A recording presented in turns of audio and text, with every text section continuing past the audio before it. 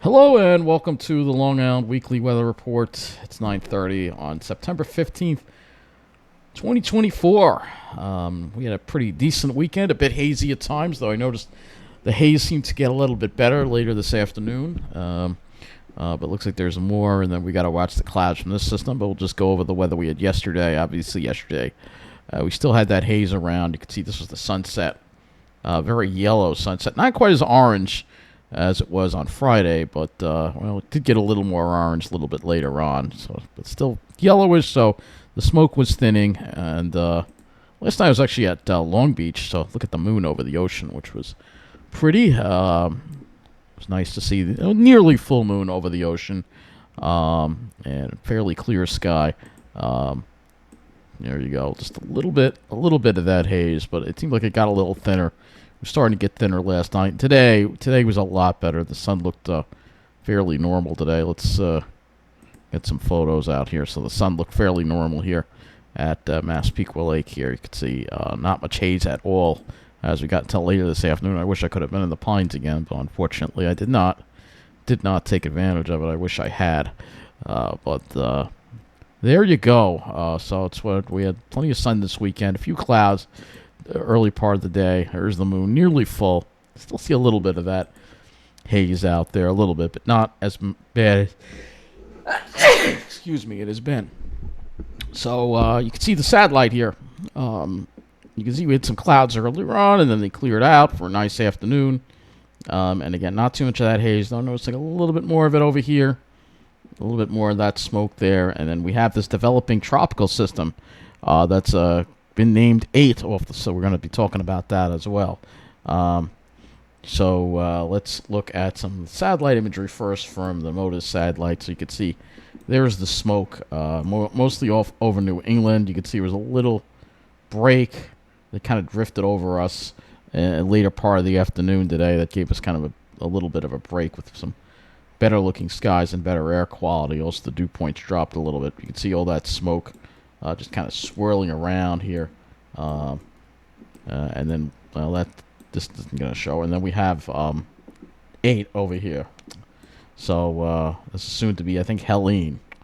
So this will be the next tropical system to watch along this stalled frontal boundary. Again, we got this big high pressure over us right now. If we go to the Weather Prediction Center, you'll see we got this big high over us, protecting us and keeping us nice. And this is potential tropical depression, tropical cyclone 8 right here.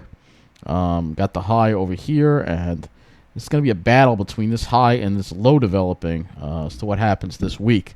And you can see out west we have some showers out there. But there are already tropical rainfall graphics being produced for the southeast. And you could see where they could see a decent amount of rain from this potential tropical cyclone here. So let's go and look at some of that on the satellite imagery right now. Go to storms. There we go. So we can look at 8. So this is 8 right here, and yeah, we got plenty. We got warm water over here, and you can see there's some good convection going on here. And you can clearly see that that battle between the high and this system right here that we have. I'm going to just use a different graphic. Let's see if we can do U.S. Atlantic Coast. I have an Atlantic Coast one? Yeah. There's one that doesn't move at all, so I might make things a little bit easier to see. So you can see what we have here. Here's your potential tropical storm right here, and there's definitely some good convection firing up off the coast there, and it's trapped because you got a big high over here, nothing really to move it along. We've seen this, that's why we've been in this stagnant pattern for the past week with this high that's just not moving at all. Things are just really messed up in the atmosphere as we don't really have much of a jet stream, so the normal jet stream patterns that we've come to assume, well, they're not really unfortunately, we can't count on them anymore. I'm going to just go to the GLM flash intensity on this and see how much lightning is going on in this thing. Yeah, there's a decent amount of lightning too. So this thing's going to probably get named I think by tomorrow, this thing might get a name. That's definitely looking. You can see some definite blow-ups over there, and the water temperatures are plenty warm enough to support that kind of thing. We're gonna go look at our current conditions across the area right now, and we will go look at some of the water temperatures in that area right now after I do this. So nice cool night out there. 61 at Islip. Of course, the alley's still close to 70. But dew point is down at 54, and east-northeast winds. The winds become a little more northeasterly. It's bringing in a little more drier air, and it's, as a result, it's cooler. No radiational cooling at West Hampton right now, but it looks like west of Toms River there is radiational cooling. 57 at Miller Air Park after they got up to 79 today. The dew points are low, too. Dew points are only in the 50s, so we're going to just show you what the day was like at Islip. It did get up to 81 today, so that's definitely above normal, but you can see we had northeast winds throughout much of the day, keeping the lower humidity around. The humidity dropped this morning. You could see the humidity into the mid-50s, dew points in the mid-50s. Unfortunately, that's not going to stay for long. We're going to see those dew points start to ramp up by later tomorrow. But let's go look at our highs for the day. And highs, generally, even on Long Island, low 80s. Low 80s on Long Island. Upper 70s to low 80s pretty much everywhere. The lows, not quite as low as it's been. 55 at West Hampton, 52 and the Pine Barrens there at Miller Air Park. 61 at Islip was the low, so not all that low. So we're going to look at the climate statistics for Islip now, and where did they go? Here they are. High of 80 and a low of 62. 5 degrees above normal for the day, 3 degrees above normal for the low, puts us 4 degrees above normal for the day at Islip. We can look at Central Park as well. High of 80 and a low of 66, 3 degrees above normal. But still, we haven't gotten much rain. So I'm going to go to the CONUS view now for the satellite.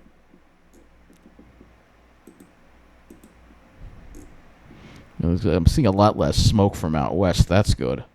But you can see what we have here going on. It's just a really messed up situation that we have, an upside down, sort of an upside down pattern. We're going to go to the weather and hazards map, and you'll see what I mean when I pull this out and we look at the temperatures and the highs today across a large part of the area. So you see, as you go north into Canada, it's been into the 80s, well up into Canada here.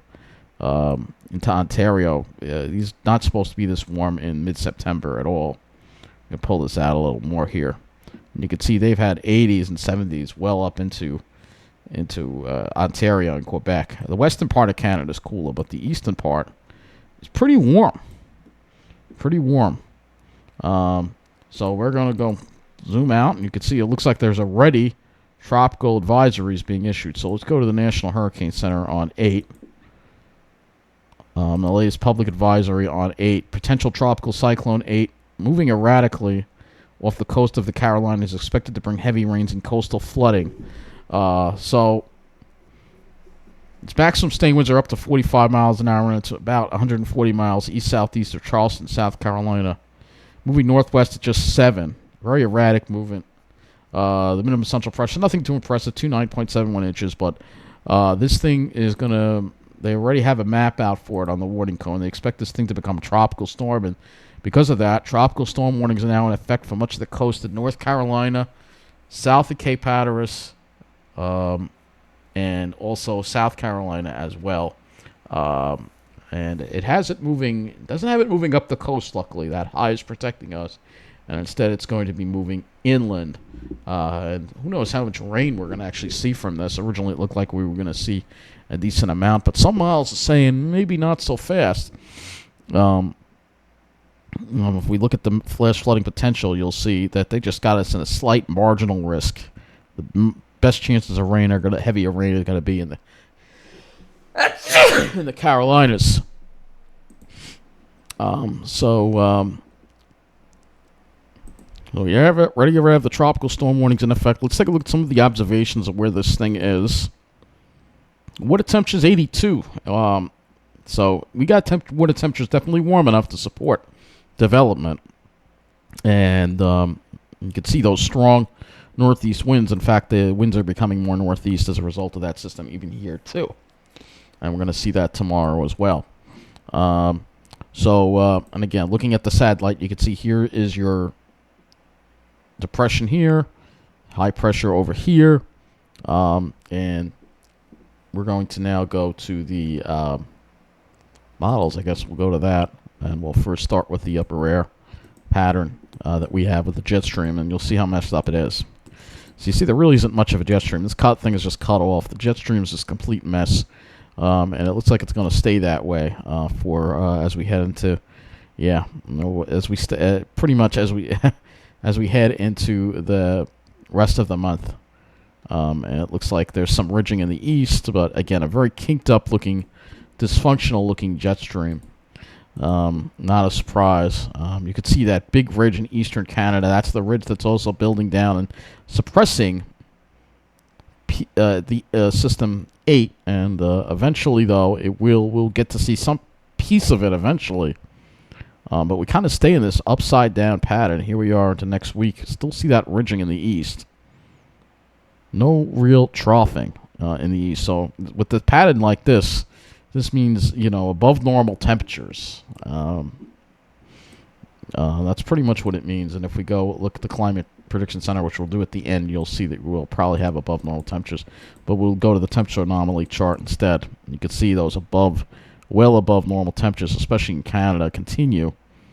For us, we're above normal. Not crazily above normal, but a little bit above normal.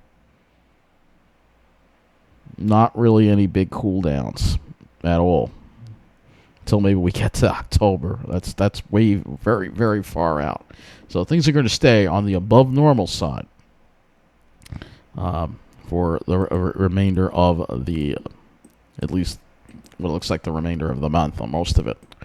Let's go back to the surface now.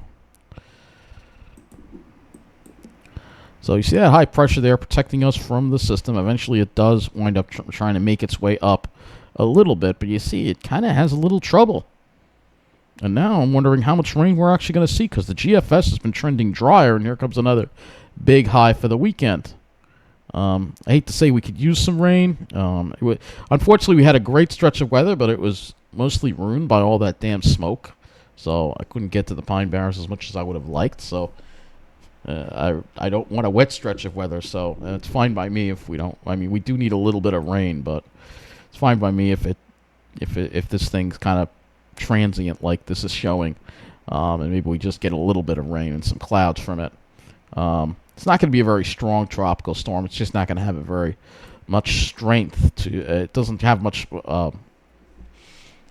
in the way to strengthen. As far as I can look at the 12Z run and see if there's 12Z run slightly wetter, but you can see how the 18Z run has trended a little differently. Of course, I do want to look at the European model as well. This is the 12Z European. European, of course, being wetter. No surprise, but still showing that trend. That maybe we get a little piece of it on Wednesday, and then it starts. My God, how many times have I sneezed? I do apologize. Euro's a little bit weaker with that high than the GFS. But either way, I'm willing to bet that this thing may wind up getting suppressed again, given the very strong ridging in eastern Canada that we're seeing. Let me look at the icon, which of course is also similar to the European model. The icon also, pretty much similar to the European. It brings us some rain on Wednesday. That's our best chance to get some rain. Maybe Wednesday, and maybe I don't want it lingering around. That's the problem. The icon of the Euro do that. I like the GFS where it just kind of pushes it to the south, because it was nice. I don't want any. I know we need some rain, but I don't. Well, let's just get it over with in one day. That's the GFS. But obviously, these are all the models we have. We have the AI European, which I don't like using.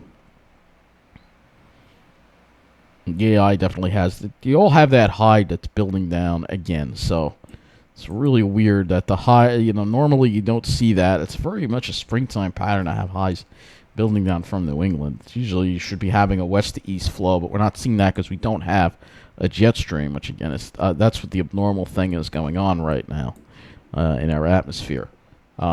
So now that we've got a general idea of this, I guess we'll take a look and see how much rainfall that this is producing. So this is the European rainfall, and this is the GFS rainfall. Actually, it doesn't give us anything. Well, that's not good. So this is the 18Z GFS. Doesn't give us anything. The 12Z gives us something. 18Z just pushes it to the south. But again, if we look at the European model, the euro is a little bit wetter, and the euro could give us 1 to 2 inches of rain from it. And the icon, he gives us a little more as well. So you see you have differences in the models. They don't agree on how much we're going to see from this system. So we're going to take a closer look now at some of our shorter range models here. I don't know much of the HRRR. We do have most of the HRRR, and so we'll go ahead and look at that. Before I even go to that, let's just look at the radar. Let's see, because it hasn't rained in quite a while. It's not good for the allergies. That's why I'm sneezing like crazy. We do need some rain. I'd just rather it not be gloomy. Let's get the rain over with in one day, and that's it. You can see here's the rain that's coming into South Carolina right now.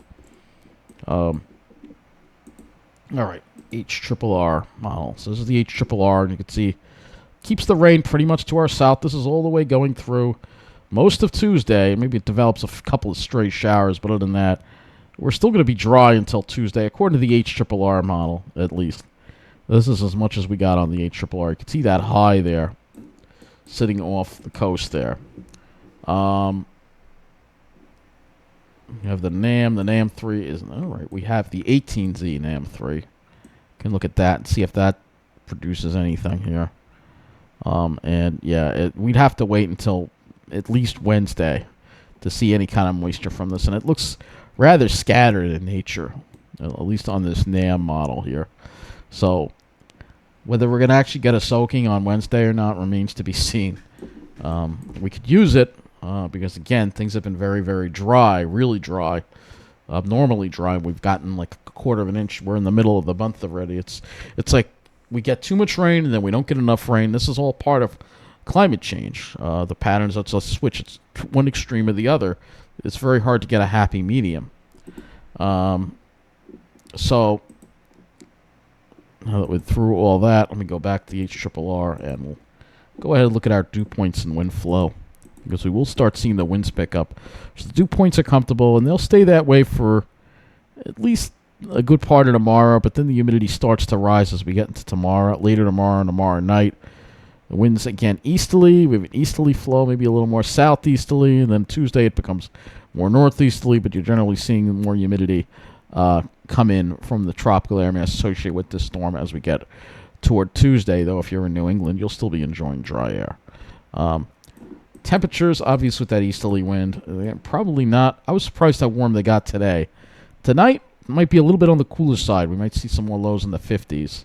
But here, yeah, I'm going to keep the AC on, of course. Tomorrow, it's showing temperatures being a little bit cooler. But then again, it did that for Sunday, and it turned out to be near 80. So we'll have to see if that actually... I still think it's going to be near 80. I still think we'll see temperatures slightly above normal. And they don't drop as much tomorrow night as the cloud cover and the humidity come in. And then for Tuesday, temperatures will again be in the upper 70s, but definitely be feeling a lot more humidity by then. Going to the GFS now. Dew points. So here's the dew points again for tomorrow. You see the humidity come in as we get toward Wednesday. Still staying in that easterly flow, so it's not going to allow the temperatures to rise that much. And then there's your center of circulation there, kind of going offshore there, re-emerging, and then kind of going off, and then getting suppressed back down to the south again. The dew points start to drop again as we get toward Friday and Saturday. This is the GFS here. All right. Temperatures, obviously, steady easterly flow. We're not going to see temperatures that warm, but we're still above normal, even with the easterly flow. See, GFS is warmer. GFS, oddly, is Tuesday warmer. And then we see, obviously, cooler temperatures with the clouds around. And then Thursday, we start seeing the temperatures warmer up to the north and west, where there might be some more sunshine. And then as we get into Friday, the temperatures rise. Here we go, back near 80 again. 70s for Saturday. 70s Sunday. You see no really big cool air outbreaks. In fact, we could have some warmer days here. It looks like it's showing it heating up as you get toward the end of the month with temperatures well into the 80s again. This is, this is not good. Not what we want to see. All right. Not what we want to see. As far as dew points and humidity go, again, won't be any crazy oppressive humidity. Though maybe as we get toward the end of the month, it's showing some really warm weather again. So who knows at this point. That's ways out. I guess we can look at the clouds, because clouds will be on the increase as you go into tomorrow. Probably mostly on the high cloud level. And then we'll have plenty of clouds Tuesday, Wednesday, and then you're going to be stuck in it. Probably going to have to wait until probably Friday or Saturday for it to really start improving before we can get rid of some of these clouds here. Because, again, we have no jet stream to move things along. So this is just a GFS. This is a low resolution. If I usually use the RGEM for clouds, so we're going to go and look at that. Actually, it has a nice little signature here. I'm going to have to... So here's the RGEM. You'll see some scattered high clouds tomorrow. I'm using some jet junk in there, and maybe some haze from the smoke. And then definitely a lot more clouds on Tuesday. And then for Wednesday, that's when we'll have a lot of clouds. That's as far as we got on the RGEM, as far as that goes. But once we've had a lot of nice sunny days, and now once the sun goes away, it's going to be hard to get it back out again. Because again, you don't have a jet stream to move things along. If I want to go a little further with a different sky model, I could look at this model here. Kind of show you kind of visualizes what happens here. And it doesn't clear us out at all for the weekend, so kind of just you can see the different solutions that are being proposed by all these different models. At this point, it's way out. We don't have a sky for that. But the European, all right, so the Canadian is looking more like the European in terms of the track of this storm. So if we go back to the RGEM again, you can see that brings the rain in here on Wednesday, and that kind of brings that low around, and it just has it sit over us. So this is the differences in the models that we have right now. So we have a lot of differences. They don't know what they want to do with it. But other than that, tomorrow is probably the last day to get outside, because I think we see Tuesday deteriorating conditions, and then Wednesday, Thursday, Friday could suck for a while, depending on what happens with this system. If we can suppress it, would be great. Hey, if it was up to me, I'd just keep it down there, all right? But unfortunately, we do need some rain, so I can't say the longer we go without rain, the worse things are going to get. The other thing is, of course, the winds. So we're going to have a pressure gradient here. You see that here with the isobars. So I'm going to go look at a few sites right now to show you the wind gusts as we go into tomorrow. So you can see nothing too crazy on the winds. Let's see what we got here. Tuesday we'll start seeing, you see that easterly fetch that we have. Wednesday is a bit of an easterly fetch. So that could cause higher seas. Nothing crazy, but there could be some minor coastal flooding from that. Minor. I could also look at windy.com as well.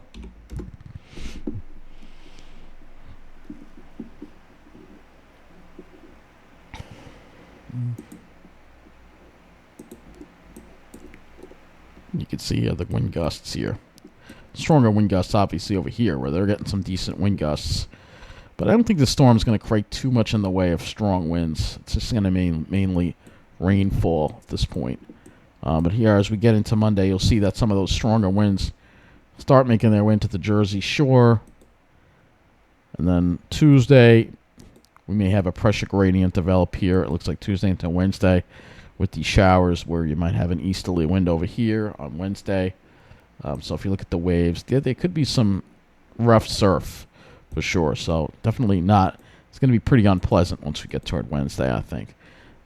Maybe one more day to get to the beach, and then things kind of go downhill starting on Tuesday significantly. Obviously, we have the clouds coming in tomorrow, the high level clouds. But anyway, that, I think we're almost done here, but we got to talk about the smoke.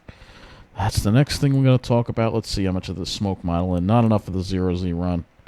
There's some issues here with missing. All right, we do have the 18Z. So we'll go with run the 18Z, because the other thing that'll also be coming back also is the smoke. It was just a little bit of a break of it in it, but When you look at this HRRR model, you see that little break that went over us, mainly later today, later in the afternoon. You can see that thicker smoke starts making its way in it, mainly aloft, but the sky's probably going to have more of a hazy look tomorrow again. So probably not a very nice looking sky for tomorrow between that and some jet chunk.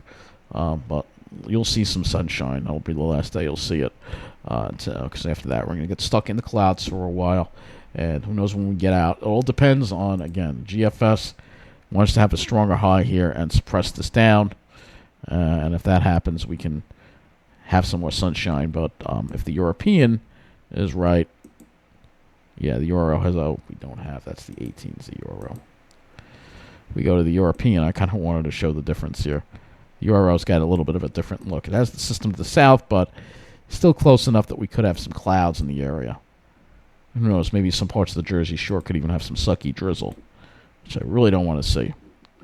I have a new feature here, 700 to 300. So this is another thing we can use also to determine where the dry air is at. And you can see this is the European.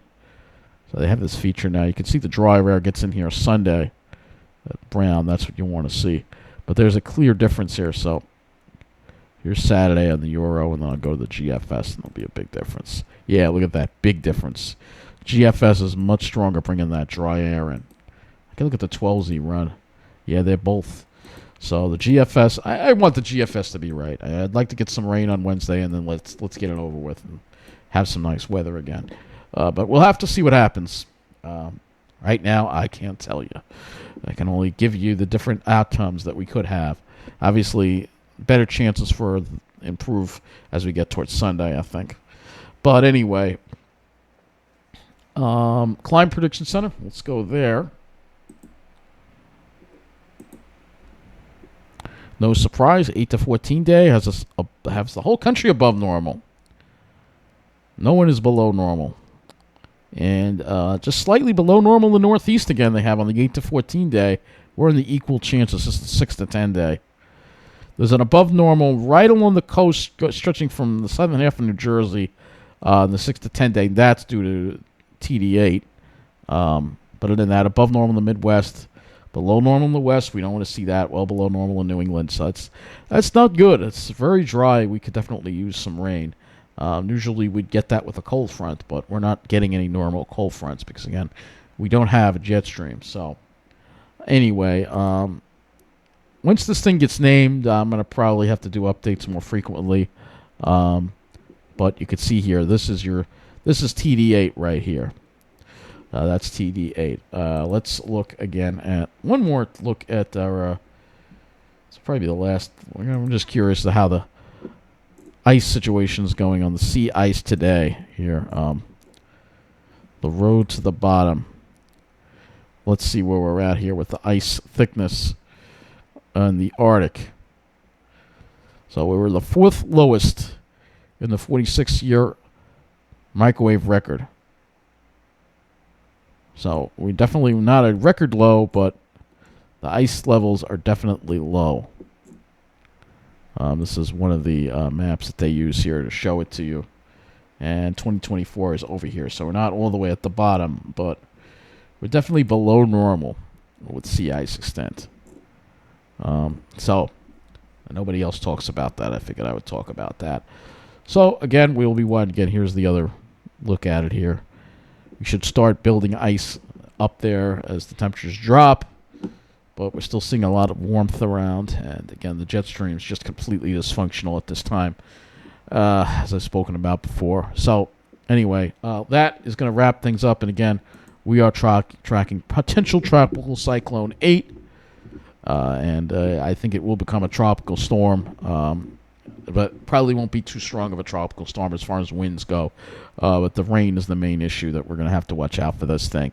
So, have a good night.